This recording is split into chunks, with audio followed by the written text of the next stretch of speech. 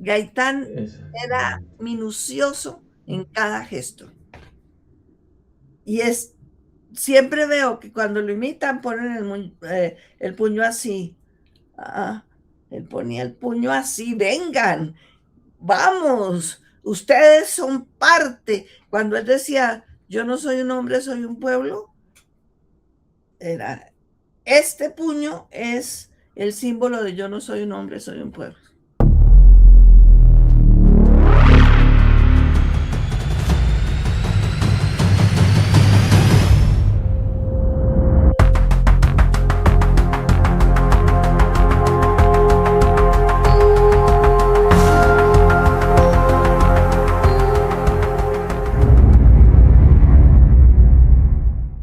Buenas noches, tardes o días, dependiendo desde qué momento o qué lugar ustedes lleguen a ver este video. Yo soy Juan González y sean todos bienvenidos y bienvenidas a un nuevo video para mi canal de YouTube. Y esta vez tengo una invitada súper especial. Me encuentro con nada más y nada menos que Gloria Gaitán. Ella es ex embajadora de Colombia en Rumanía, es economista de la Universidad de los Andes y también hija de Jorge Eliezer Gaitán. Gloria, muchísimas gracias por aceptar la invitación. Primero que todo, saludarla. ¿Cómo te encuentras el día de hoy? Muy entusiasmada porque este video es para Antioquia y como yo soy semipaisa porque mi mamá era antioqueña, pues tengo muy cerca a Antioquia de mis pensamientos y de mi corazón. Súper, súper. No sabía eso, no sabía esa curiosidad de tu historia. Gloria, bueno, las cosas de la vida te traen otra vez al escenario político después de mucho tiempo, porque tú fuiste congresista por allá en la década de los 70. Y pues quisiera empezar preguntándote qué te motivó a participar nuevamente en el debate electoral en un momento en el que el país atraviesa tantos odios, tanta polarización. ¿Qué te trajo aquí, Gloria? Precisamente que el país está en una crisis política. Yo no veo que la izquierda esté exponiendo ideas, sino epítetos. Insultan al uno, insultan al otro, bueno, y la derecha ni qué hablar. De modo que cuando las cosas están mal es cuando uno tiene que trabajar para enderezarlas y yo quiero poner mi gotica de, de arena para el rumbo correcto de este país, porque yo estoy segura que si la gente no solamente admirara a mi padre, sino conociera su ideario, este país se salvaría de la violencia y de la pobreza y de la inequidad y desigualdad. Muchas gracias, Gloria, por esa introducción. Y bueno, ya que tú mencionas a tu padre, que es una persona trascendental, pues yo diría que es muy raro que un colombiano no sepa quién fue él y que uno les muestre la imagen de Gaitán y el puño, que tú ahorita me enseñabas cómo hacerlo. Es muy difícil que alguien no sepa quién es, que no lo identifique, que no sienta algo. Pero Gloria, a lo que voy con esta pregunta es, yo siento que aunque todo el mundo cree saber quién fue él, yo siento que Colombia no le ha dado como la memoria que él se merece. O sea, siento, y la pregunta es esta, Gloria. ¿Tú crees que una parte de la élite, el establecimiento, el Estado, ha intentado borrar o de pronto tergiversar la imagen de tu padre, Jorge Eliezer Gaitán? Lo que han tratado de hacer es aprovecharse de la imagen de Gaitán porque mi padre es un atractivo, es un imán políticamente, es un anzuelo que han tratado de manipular. Yo llamo eso gaitanear. No es hacer gaitanismo, sino gaitanear. Y el gaitaneo sirve para olvidar quién era Gaitán, qué pensaba Gaitán. Eso se llama memoricidio. No solamente cometieron genocidio para acabar no solamente con mi padre, sino con el pueblo gaitanista, porque se habla mucho de Jorge Eliezer Gaitán, se habla poco de ese pueblo heroico que fue el que hizo el gaitanismo. Porque mi padre hablaba siempre de que el pueblo es superior a sus dirigentes. Y cuando hablaba de eso, les insuflaba gran autovalía. Lo primero que hizo mi padre políticamente fue levantar el amor propio en el pueblo. Es por eso que, por ejemplo, la tesorería tenía un lema que me fascina. Decía, los centavos del pueblo derrotarán las chequeras de la oligarquía. Y ahora los militantes políticos son mendicantes. No hay la suma de voluntades para que esos centavos puedan sumar grandes fortunas, que fue lo que hizo posible que el periódico Jornada, que era el vocero del gaitanismo, fuera financiado con acciones de un peso. Un peso en ese entonces debía representar, yo creo que unos 50.000 pesos de hoy, más o menos, porque a mí me daban para el algo y para el almuerzo un peso. ¿Qué? 2 centavos, no un peso, 2 centavos. Si me daban para almorzar y para el algo 2 centavos, ¿qué podía significar un peso? Era bastante plata, Bastante, sí. bastante. Gloria, y continuando con el gaitanismo, bueno, estamos en 2026. ¿Qué queda del gaitanismo? ¿Qué fue de ese gran movimiento que lideró tu padre? ¿Cómo lo ves tú?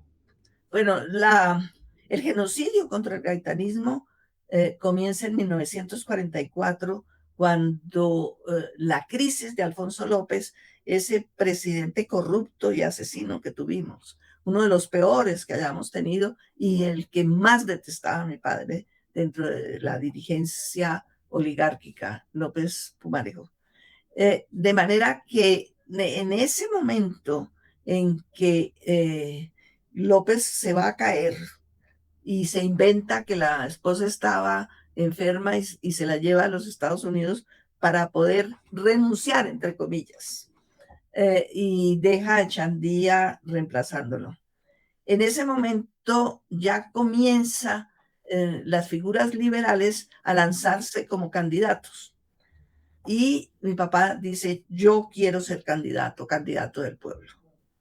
En ese momento comienzan los primeros muertos del gaitanismo, que sistemáticamente la oligarquía asesina a los seguidores de mi padre porque sabían que mi padre no era solamente importante él como figura política, sino el pueblo que lo acompañaba. Y a ese pueblo que lo acompañaba es que quiero yo rendirle homenaje en el Senado. ¿Cómo? Tú sabes que en Colombia tú y yo en este momento no somos ciudadanos en toda su plenitud. Si queremos presentar un proyecto de ley, nos dicen, ¿cómo así si ustedes no son representantes a la Cámara ni al Senado? Esto de presentar proyectos de ley es solamente para los elegidos, o sea, para un grupo pequeño.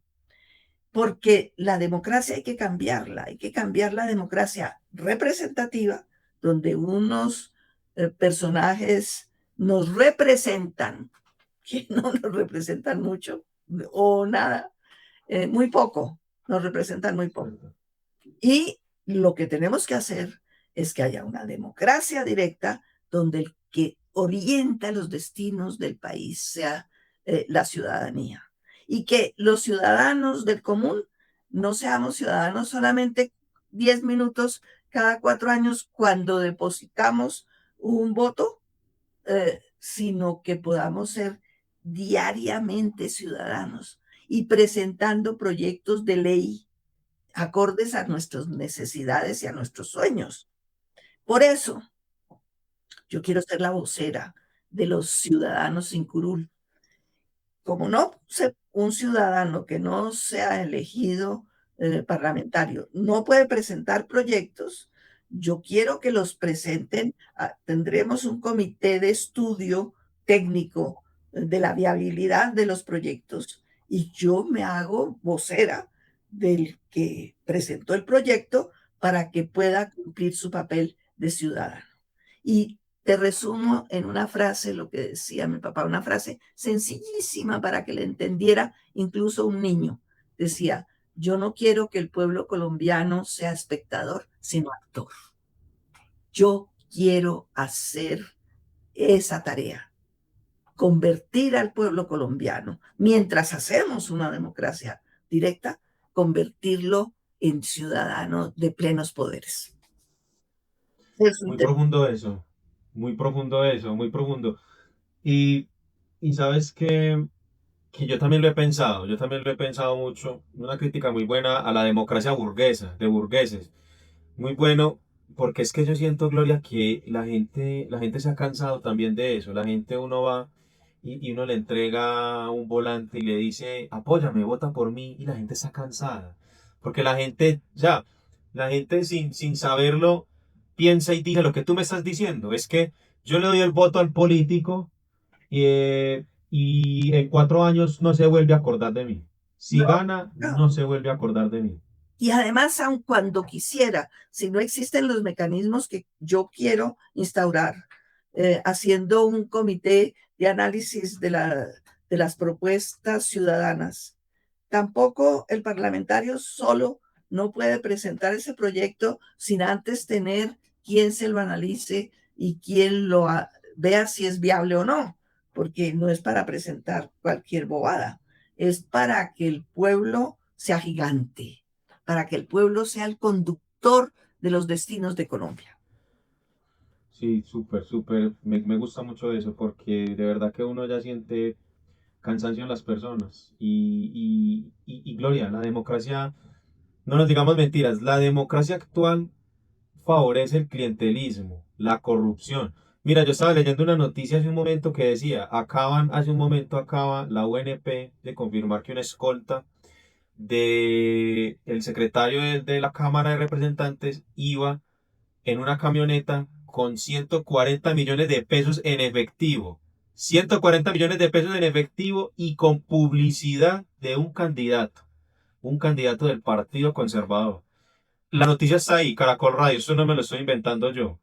Eso es lo que estamos hablando. Esta democracia como está planteada lo que hace es favorecer la corrupción. Es que van y buscan la gente, le pagan el voto y ya, listo. Se desentienden de todo.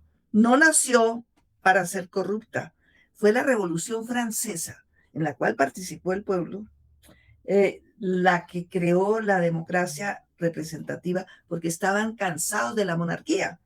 En Francia existía un rey bien conocido que terminó degollado. De manera que eso es importante.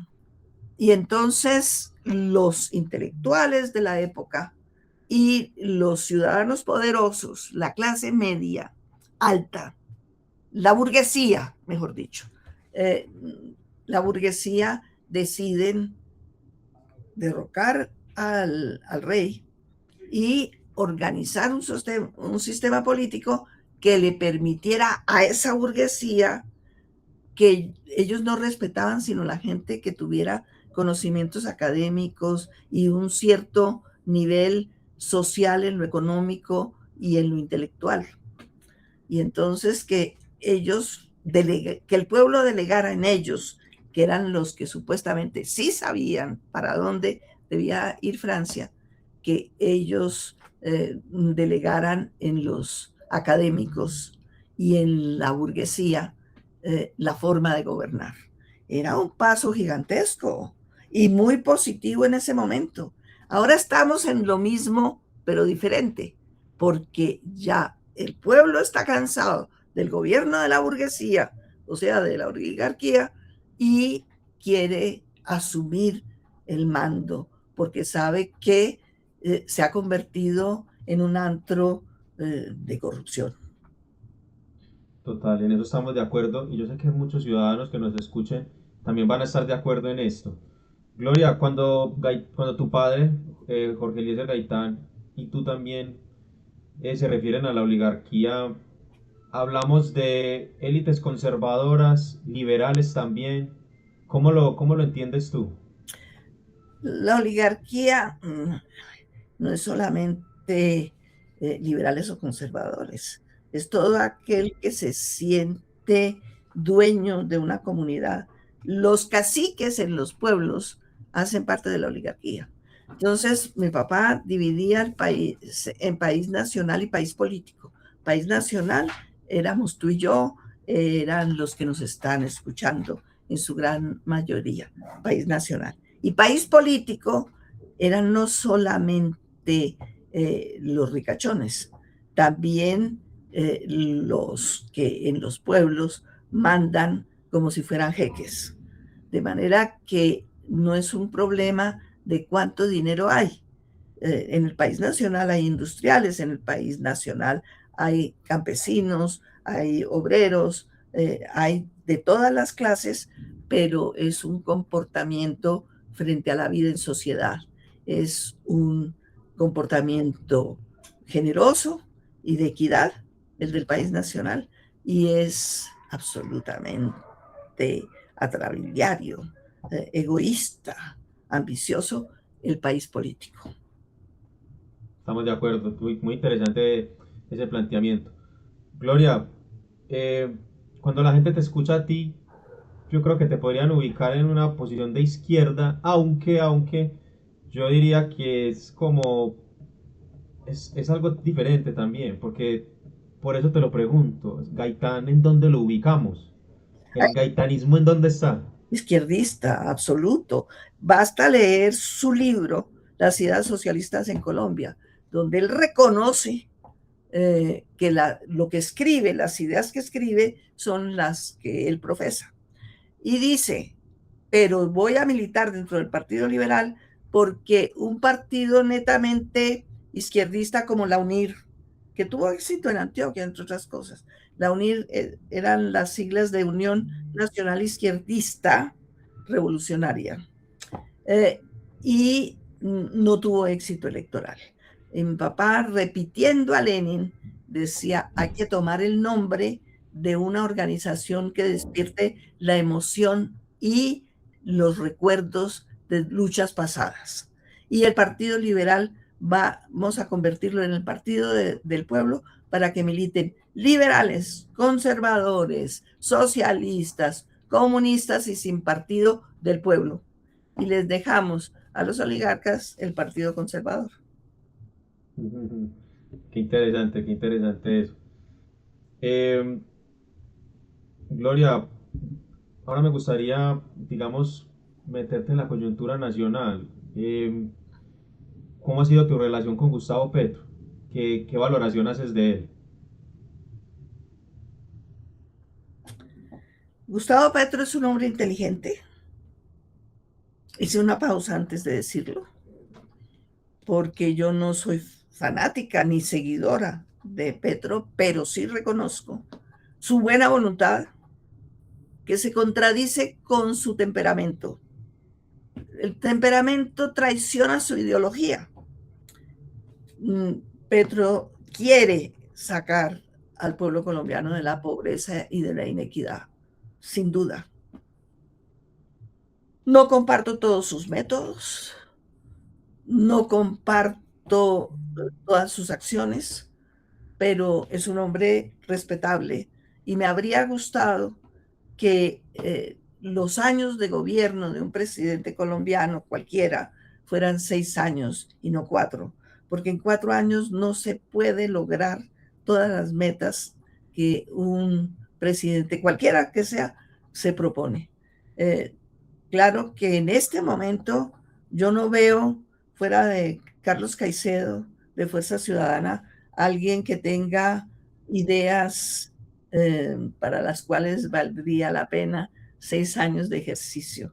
Los, la izquierda colombiana en este momento no me atrae. Sí, hay una serie de discusiones allí con lo que ha sucedido al interior del pacto histórico. Bueno, yo volvería a la misma crítica democrática pues, del sistema actual y es que privilegia la corrupción. Pues mírese por donde se mire. eh, pero bueno, veremos en qué termina el pacto. Y sí, yo siento que Petro tiene buenas intenciones. A veces siento que se ha rodeado mal. Mal. Yo creo que es lo que tú dices. de pronto se puede diferenciar de los métodos que él está utilizando. Cabría preguntarse si sin esos métodos podría haber llegado a hacer algo. Si, Pero, si él, ¿qué piensas? perdóname que te interrumpa, si Claro. él fuera gaitanista y no lopista, como lo es, porque él adora a Alfonso López Pumarejo, y Alfonso López Pumarejo, como ya lo dije, fue lo peor de lo peor que le pudo pasar a Colombia. No, hubo cosas peores, pero era corrupto y delincuente en todos los sentidos de la palabra. Él se mete a la política cuando se quiebra el Banco López, que funcionaba en Medellín y que era de la familia López, se quiebran y entra a la política afirmando que él necesita recuperar el dinero para el Banco López. Y así trabaja inicialmente en el espacio bancario para recuperar el dinero que había perdido el Banco López. Entonces, mm, esa es una de las fallas de, El presidente. de, de Petro. No entender que sus ideas están representadas en el gaitanismo y nunca en el lopismo. Mi padre tiene una conferencia muy interesante contra López, no lo menciona, pero lo describe, donde habla el discurso se tituló el mal llamado nombre de democracia, ¿no? Sí, no, no lo creía ni demócrata ni socialista. Decía que el socialismo de López era un socialismo de papel y cartulina. Muy interesante eso, muy interesante esas referencias para los jóvenes que nos lleguen a escuchar también, que esto les genere curiosidad y vayan e investiguen estas cosas que me parece muy bueno.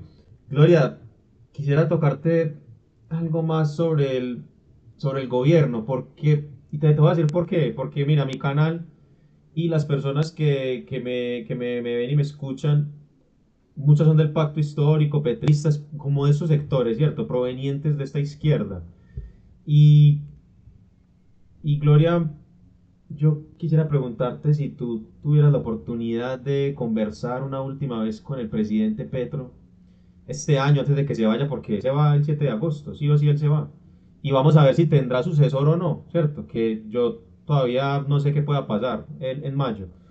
Gloria, ¿qué le dirías al presidente Petro si tuvieras la oportunidad de sentarte con él en lo que le queda de este año? Lo que le he dicho, lo que le he dicho varias veces.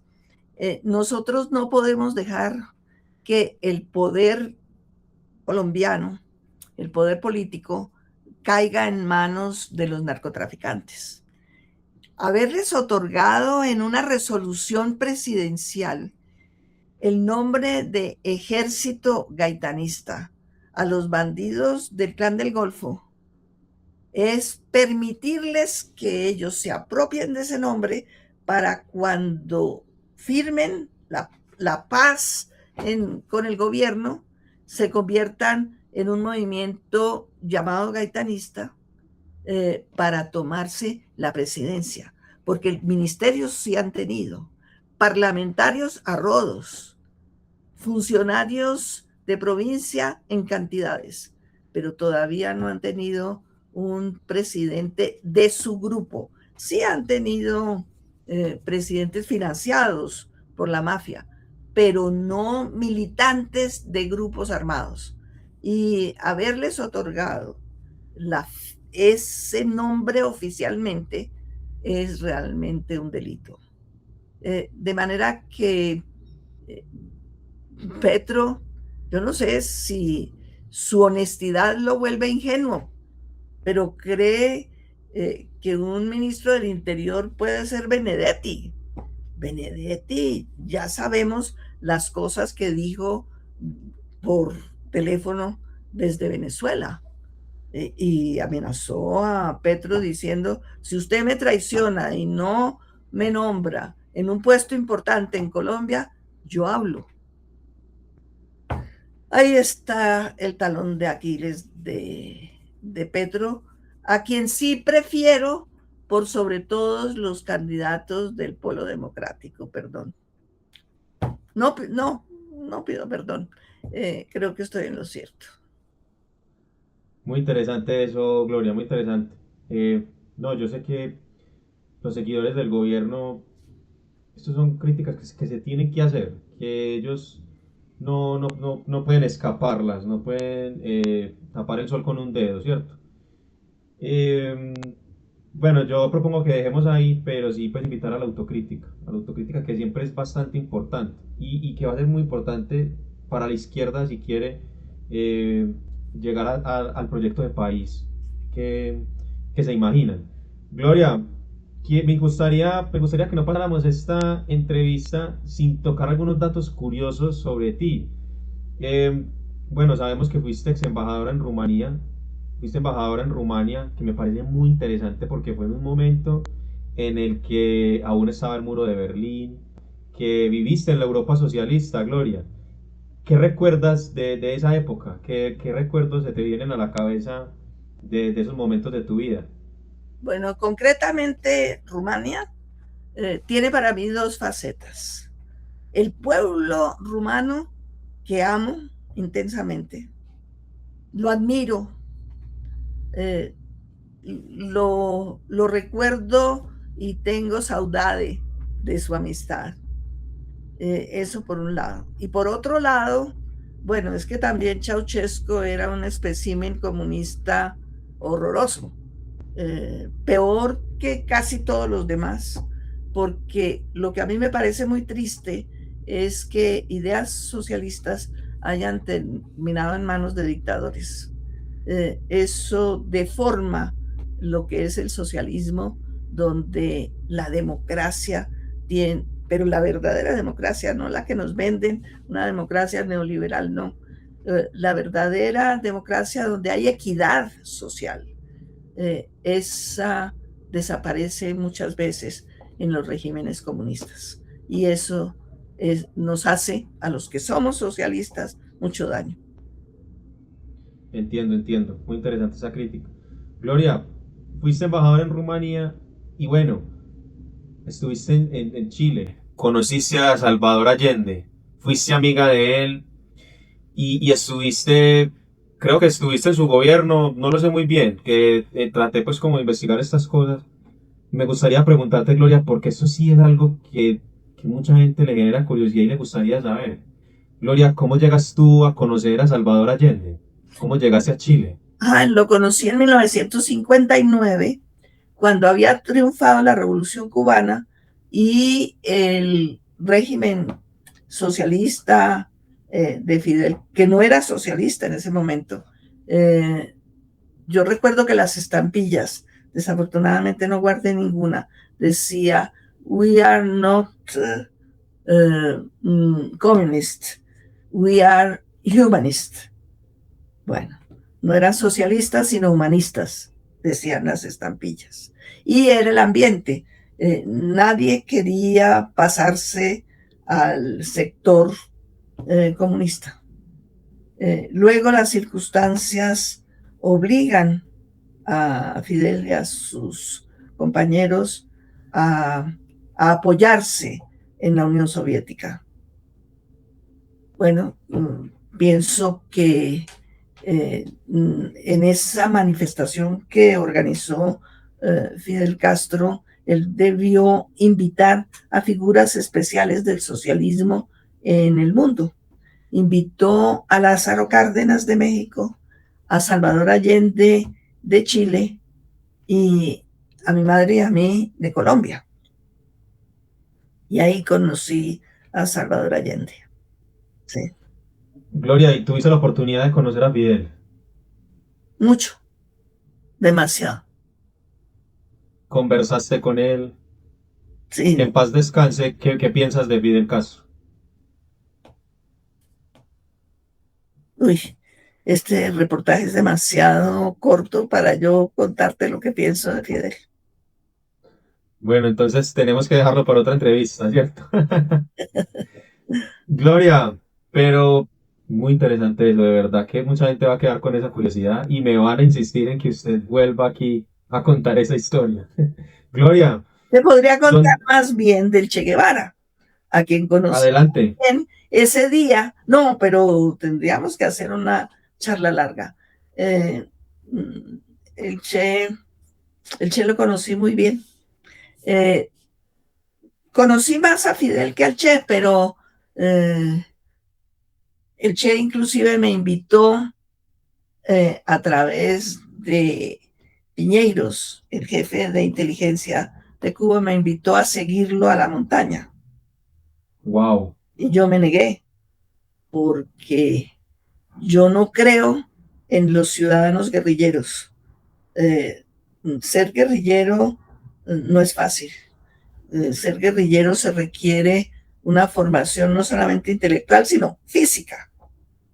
Sí, no, no, no quise irme, ni con él, ni con el padre Camilo Torres, que la víspera de irse para el monte me invitó y yo le dije, yo no soy foquista. Eh, el término foquismo nace con las guerrillas del Che Guevara, donde un foco, se supone que un foco extiende la revolución. Y, pero Camilo me decía que si yo me quedaba en la ciudad me mataban. Y él también, que había que irse al monte para preservar la vida. No me fui tampoco con él. interesante. Y tú sigues aquí y él a los 3 meses, lastimosamente, porque era un gran líder. Uf, Colombia no sería la misma si Camilo se queda en la ciudad. Imagínate eso tan potente, un sacerdote con ideas tan sociales que no hubiera hecho por Colombia. No, no tenía ideas sociales, tenía ideas jesucianas. Yo soy jesuciano. Mis dos líderes son Gaitán y Jesús. Gaitanismo y jesucianismo. Jesús era un líder extraordinario que hay que estudiar no solo desde el punto de vista religioso, no, sino desde el punto de vista del liderazgo popular. Total, total. A muchos católicos se les ha olvidado eso. A mí me duele, me da mucha pena. Pues a muchos gaitanistas se les ha olvidado lo que es ser gaitanista. Mienten, roban, ¿no?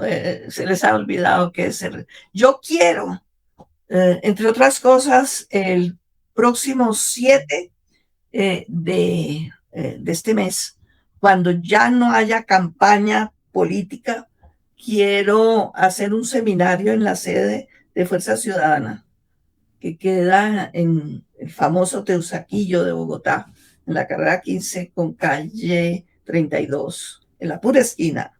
Queda ahí una sede de Fuerza Ciudadana y allí quiero comenzar una serie de seminarios sobre el pensamiento de Jorge Eliezer Gaitán. Hay que hacer un movimiento gaitanista y jesuciano. Súper, me gusta mucho eso, Gloria. Están todos cordialmente invitados y lo compartiremos también en las redes sociales, porque me parece que esos son temas que tenemos que promover. Gloria, te voy a hacer las últimas dos preguntas. La, las últimas dos preguntas, entonces, la siguiente sería, ¿dónde estabas el 11 de septiembre cuando Pinochet da el golpe de Estado? ¿Qué recuerdas de eso? Y luego pasamos a la última pregunta. Si pudieras contarnos un poco sobre ese acontecimiento. Me llamó Víctor Pey muy temprano por la mañana para decirme, están subiendo los tanques hacia Santiago. Y el presidente Allende quiere hablar contigo por teléfono. Y yo no tengo el teléfono del presidente. Entonces me lo dio, yo llamé, me contestó uno de sus guardias y me dijo, espere, yo se lo paso. Y me quedé bastante tiempo esperando y luego pensé, este teléfono lo necesita el presidente con urgencia, lo pueden llamar para unas cosas muy importantes. Yo voy a colgar y colgué. Y una amiga, Sara se llamaba, me llevó al techo de un edificio del Ministerio de Educación que quedaba muy cerca de la Moneda, el Palacio Presidencial. Y vi llegar los aviones que iban a bombardear, pero los vi encima de mi cabeza. No estaban encima de mi cabeza, pero así los vi y vi el bombardeo, porque y yo sabía que Allende estaría en La Moneda, porque él me había repetido muchas veces que él quedaría en un golpe, que eso era inevitable, y que él se sentaría en la silla presidencial donde lo puso el pueblo a honrar al pueblo, y que ahí moriría. Y así lo hizo. Murió. Hay algunos que dudan que él se inmoló y que tal vez fue un militar el que disparó. Supongamos que hubiera disparado. Es lo mismo. Se sentó en la silla dispuesto a morir y murió. De manera que es grandioso haber entregado su vida en homenaje al pueblo que lo eligió presidente. Sí, me parece muy, muy fuerte esa historia. Bueno, y escucharla de usted, que él mismo le confirió esas palabras, y eso a mí me hace pensar, bueno, ya antes de pasar a la última pregunta, me hace pensar qué coraje, o sea, qué valentía la de Allende, ¡Qué dar, coherencia! y ¡Qué qué coherencia, sí, Sí, porque yo creo que la coherencia es más importante que la valentía. total, total. O sea, decidir morir allí. Estoy pensando y mucha gente me podría criticar, pero estoy pensando en lo que pasó en Venezuela. Eso es, Terrible. Yo espero y creo que la historia demostrará que es una de las infamias cometidas por el imperialismo yanqui. exactamente. Y de pronto se vienen cosas muy oscuras. Mira lo que está pasando en Irán. Mira, la paz mundial está muy débil, está muy frágil, Gloria. Así es. Y pues en Colombia está tan frágil que algunos movimientos guerrilleros se han ido, no han querido desmovilizarse. Siguen en la guerrilla cuando se sabe que en este momento es un camino que no conduce sino a los caminos tortuosos del delito. Sí, Lamentablemente. lamentablemente, este país está cansado de violencia. Qué lástima que también hayan candidatos que sigan promoviendo esa violencia. Gloria, la última pregunta para cerrar. ¿Cuál es el recuerdo más vivo que tienes de tu padre? ¿Qué es lo que más recuerdas de él? Recuerdo muchas cosas, pero hay una que es un recuerdo que me gusta compartir con mis compatriotas, contigo, con los que nos están escuchando. Y es que mi papá no me leía cuentos, hacía que yo se los leyera. Eso hace parte de su filosofía de hacer que el amor propio se apoderara de la gente para que el pueblo y la gente en general se sintiera protagonista y no espectador. Súper, súper fuerte eso. Doctora Gloria, muchísimas gracias. De verdad, es un honor para mí haberla tenido aquí en este canal. Yo me atrevería a decir que es hasta ahora la persona de más relevancia que ha venido acá, con respeto pues a las demás personas que han venido acá, pero también por la edad que usted tiene, todo lo que usted ha vivido. Yo creo que sería muy importante que usted llegara al Senado el próximo 8 de marzo. Así que las personas que lleguen a ver este video, les invito de manera muy especial a que tengan en consideración a la doctora Gloria Gaitán el próximo 8 de marzo en las listas de Fuerza Ciudadana. Doctora, le doy paso a usted también para que se despida e invite a las personas a que la acompañen este domingo. Adelante, Gloria. Hay una cosa que me estimula mucho y es saber que mi triunfo depende de la ciudadanía colombiana. Es decir, no soy yo quien manda, no es la hija de Gaitán la que ordena, sino la ciudadanía que decide llevarme al Senado para promover la instauración de una democracia directa donde sea el pueblo el protagonista de nuestro destino. De manera que, Juan, muchísimas gracias por esta oportunidad Y los invito entonces a que marquen Fuerza Ciudadana, que es un color amarillo muy bonito, muy atractivo, con marcar ese nombre, Fuerza Ciudadana, con el número 1, porque a mí me ha tocado el honor de ser cabeza de lista del Senado por Fuerza Ciudadana. Así será, Gloria. Y bueno, a la carga, Gloria. A la Muchísimas gracias. carga, a la carga siempre. Muchos éxitos, Gloria, en ese periodo legislativo. Con el favor de Dios, que así será. Así será, con el favor del pueblo. Hasta luego, Gloria. Que estés muy bien. Feliz día. Y mil gracias.